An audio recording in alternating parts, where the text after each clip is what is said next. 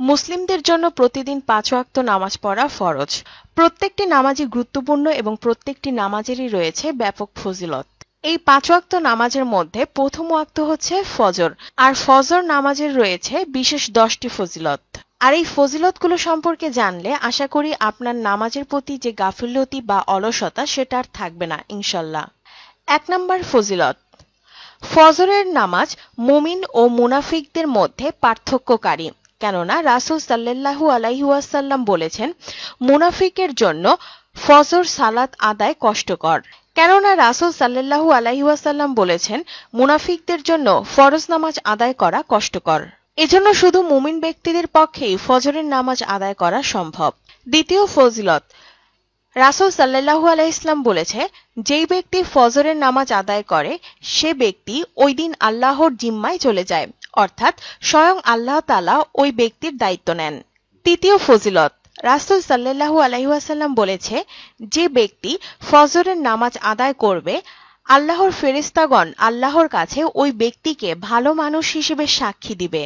৪ নম্বর ফজিলত, রাসূল সাল্লাল্লাহু আলাইহি ওয়াসাল্লাম বলেছেন, যে ব্যক্তি ফজরের নামাজ জামাতে আদায় করবে আল্লাহ তাআলা তার আমলে সারা রাত দাঁড়িয়ে নফল নামাজ আদায় করার যে সওয়াব তা দিয়ে দিবেন।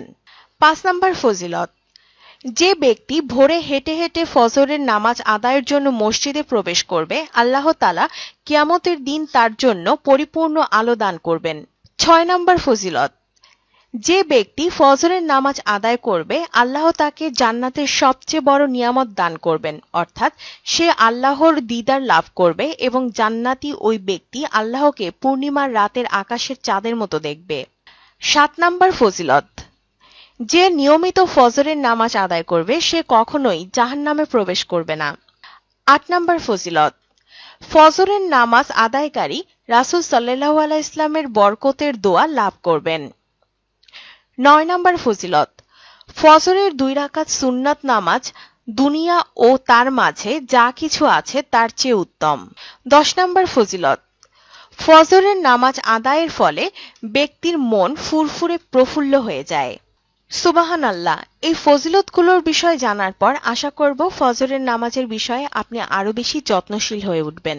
আর সবথেকে গুরুত্বপূর্ণ বিষয় হচ্ছে, যে ব্যক্তি তার দিন ফজরের নামাজ আদায়ের মাধ্যমে শুরু করে দিনের অন্যান্য সময়ের নামাজগুলো অটোমেটিক আদায়ের ইচ্ছা তার মনে জেগে ওঠে। তাই কোনোভাবেই যেন আপনার ফজরের নামাজ মিস না হয়ে যায় সে বিষয়ে আরো বেশি যত্নশীল হয়ে উঠুন।